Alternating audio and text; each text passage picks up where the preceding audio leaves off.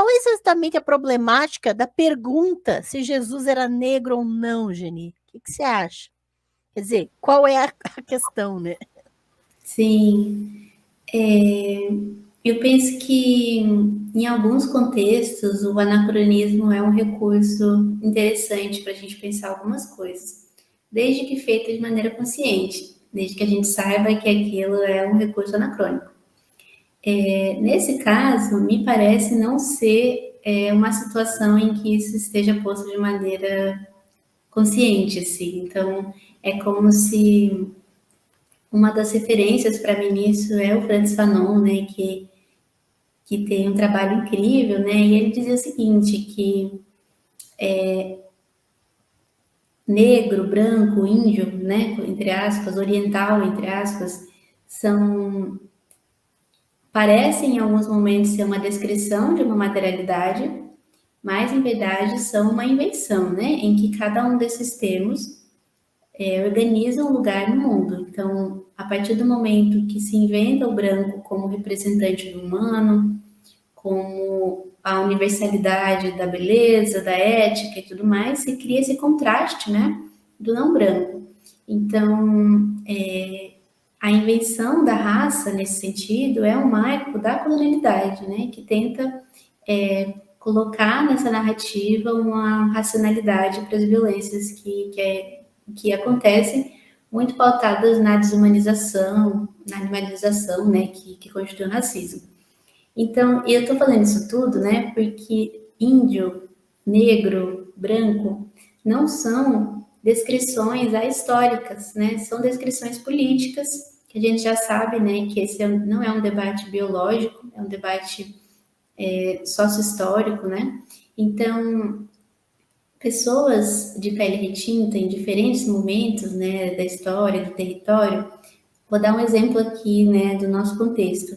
Nós temos, né, dentro das nações indígenas, pessoas de diferentes fenótipos. Então, nós temos pessoas de pele clara, temos parentes de pele retinta, de cabelo crespo, de cabelo liso.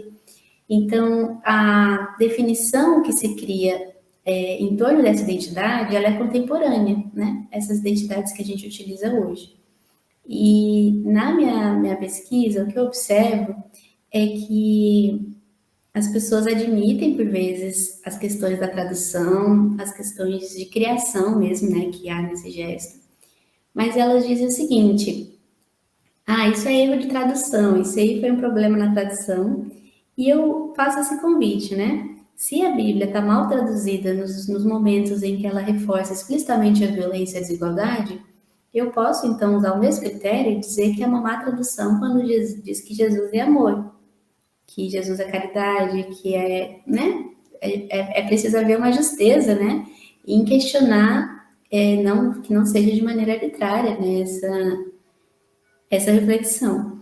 Então, no contemporâneo, eu percebo que atribuir a Jesus identidades periféricas, subalternas, é uma maneira de criar uma identificação em que se usa esse recurso assim: querem que você acredite em tal coisa, mas a verdade é essa aqui que poucos sabem, né?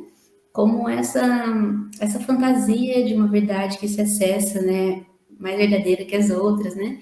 Então, eu já vi, por exemplo, falarem que Jesus, na verdade, era uma mulher trans, que era uma pessoa indígena, que era uma pessoa negra, todas, não à toa, né, identidades para se criar esse senso de que se trata de uma figura de resistência, que é uma figura que você tem que identificar porque é uma figura que lutou contra as opressões, contra as violências, né? Então, de novo, essa espécie de mocinho religioso, né, que se cria em torno dessa figura e que se a gente tivesse de arriscar, né, alguma hipótese em relação a isso, seria, né, de fato, que foi, né, uma pessoa judia.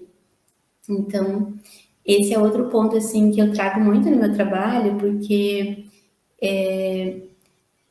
o Novo Testamento, ele é apresentado nas igrejas evangélicas como uma evolução do Velho. Então, se diz o seguinte, né, que no Velho Testamento tem muitas coisas retrógradas e no Novo houve essa progressão moral que, portanto, Jesus veio evoluir aquilo que era antigo e ultrapassado.